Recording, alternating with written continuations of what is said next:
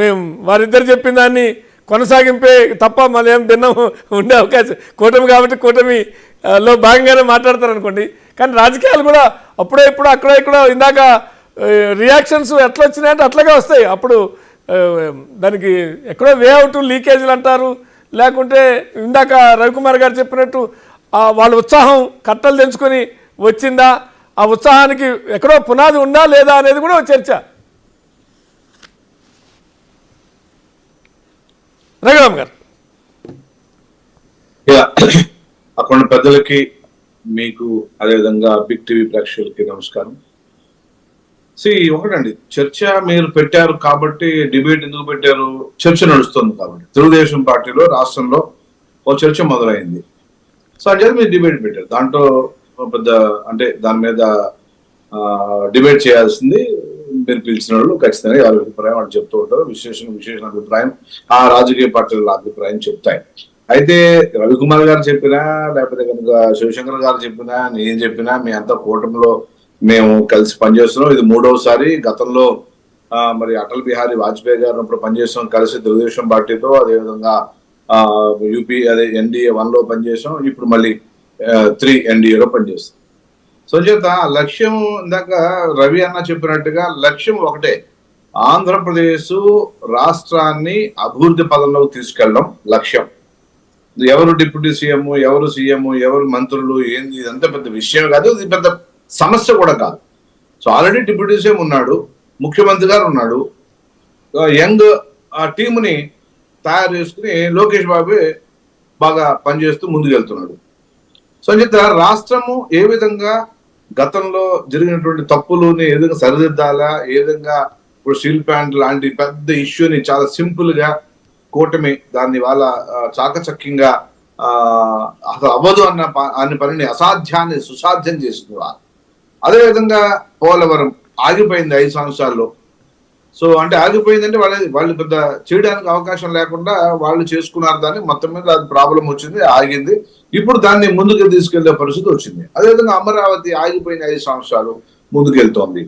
ఈ విధంగా అభివృద్ధి అండ్ అనేక రైల్వే ప్రాజెక్టులు 88,000 కోట్ల రూపాయల రైల్వే ప్రాజెక్టులు ముందుకెళ్తున్నారు రాష్ట్రంలో. ఇవంతా అభివృద్ధి ఒక పక్కన, అభివృద్ధిని ఇంకా చేసి రాష్ట్రాన్ని ఒక మంచి 5 సంవత్సరాల్లో ఒక పక్కనున్న రాష్ట్రాలతో పోటీ పడే విధంగా అనేక ప్రాజెక్టులు ఇప్పుడు ఇవాళ దావోస్ లో ఉన్నారు. 2 ముఖ్యమంత్రులు, తెలుగు రాష్ట్రాల ముఖ్యమంత్రి దావోస్ లో ఉన్నారు. దావోస్ లో కేవలము పెట్టుబడులు, దానికి దేశానికి సంబంధించినటువంటి విషయాలు, ఆ రాష్ట్రానికి సంబంధించినటువంటి ప్రాజెక్టులు, పెట్టుబడులు లాగడం కోసం తండ్రి కొడుకులు ప్లస్ పార్టీకి సంబంధించినటువంటి కాంగ్రెస్ పార్టీ ముఖ్యమంత్రి అయినా అందరూ వెళ్ళారు తెలుగు రాష్ట్రం నుంచి. చేత ఎవరు పనిచేస్తున్నా కానీ దేశం ముందుకెళ్ళాలి. రాష్ట్రం దేశంలో భాగం కాబట్టి మన రాష్ట్రం అభివృద్ధి చెందుతూ దేశానికి ఒక మంచి రాష్ట్రము, మన సంపద మన రాష్ట్రం నుంచి ఇవ్వాలి, మనం ప్రాజెక్టులు తెచ్చుకోవాలనే కాన్సెప్ట్ తో ఉంటాం. ఇకపోతే ఇతను ఏదైతే తెలుగుదేశం నాయకులు మాట్లాడుతున్నారో, చంద్రబాబు నాయుడు గారికి సలహా ఇవ్వక్కర్లేదు ఎవడోనండి. అది వాళ్ళకి అభిప్రాయం, వ్యక్తి అంటే స్వామి భక్తి ఏదన్నా కావచ్చు. కానీ వాళ్ళే చంద్రబాబు గారు చాలా సీజన్ పొలిటీషియన్, ఆల్మోస్ట్ 14-15 సంవత్సరాలు ప్రతిపక్ష నాయకుడు. ఈ దేశంలో ఏ నాయకుడు లేడు. ముఖ్యమంత్రిగా 15-16 సంవత్సరాలు ఈ దేశంలో ఏ నాయకుడు లేడు. ఎంత ఎక్స్పీరియన్స్ ఉన్న వ్యక్తికి ఎప్పుడు కొడుకుని సీఎం చేయాలా, ఇప్పుడు డిప్యూటీ సీఎం చేయాలో తెలుసండి. కరుణానిధి గారు అనేక సంవత్సరాలు, ఆయన కూడా లాంగ్ టర్మ్ పరిపాలన చేసిన వ్యక్తి. మన పక్క రాష్ట్రంలో తీసుకుంటే ఆయన కొడుకుని ఎప్పుడు లాంచ్ చేయాలో ఆయన అలా చేశారు. లాలూ ప్రసాద్ యాదవ్ 15 సంవత్సరాలు ముఖ్యమంత్రి చేశాడు, కొడుకుని ఎప్పుడు లాంచ్ చేయాలో ఆయన తెలుసు, చేశాడు. కుర్రాలు వదిలిపెట్టాడు.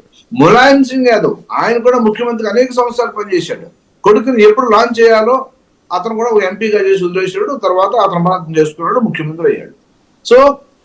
ఇప్పుడు పొలిటికల్ ఫ్యామిలీ నుంచి వచ్చాడు. తండ్రి నిజంగానే చంద్రబాబు నాయుడు గారికి ఒక 5 సంవత్సరాలు పరిపాలిస్తే, ఇంకా 4 ఏళ్ళు పరిపాలిస్తే, 20 ఏళ్ళు చేసేస్తే ఆంధ్రప్రదేశ్ కి జాతి పిత అయిపోతాడు. ఎందుకంటే అన్నేళ్ళు భవిష్యత్తులో ఎవడు చేయడు. రఘురామ్ గారు మధ్యలో ఇంటర్ఫియర్ అవుతున్నా. నేనేది ఏంటంటే, చరిత్రలో ఇందాక మీరు చెప్పిన ఉదాహరణలు ఉన్నాయి, కానీ పాజిటివ్ ఉన్నాయి, నెగిటివ్ ఉన్నాయి.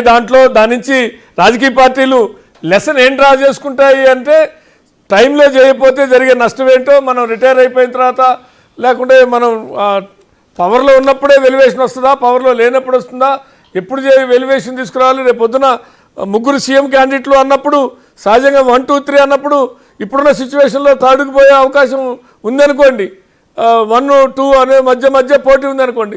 కాబట్టి థర్డ్లో ఉన్నప్పుడు సహజంగా పబ్లిక్ సెలక్షన్ ఈజీ కాదు.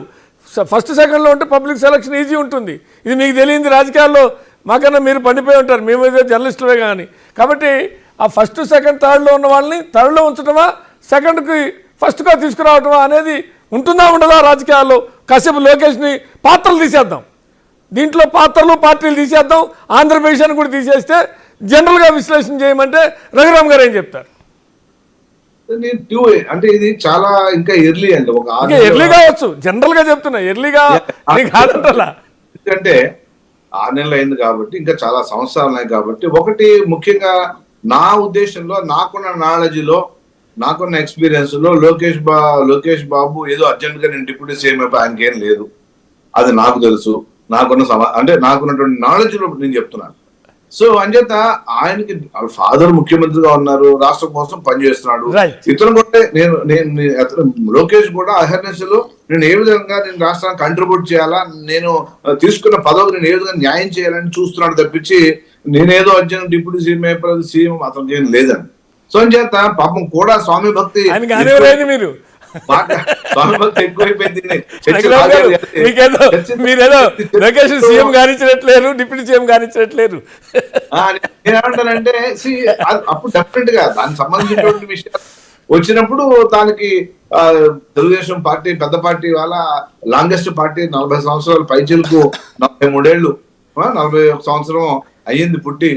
చేత సౌత్ లో ఎస్పెషల్లీ మన తెలుగు రాష్ట్రంలో ఆంధ్రప్రదేశ్ లో బలమైనటువంటి భూమికను పోషిస్తుంది రాష్ట్ర అభివృద్ధిలో గానీ, దానిలో కానీ ఎన్టీ రామారావు కానీ చంద్రబాబు గానీ. చేత వాళ్ళకి I don't think so there is any. Ravikumar గారు కూడా రియాక్ట్ కావడానికి అడుగుతున్నారు.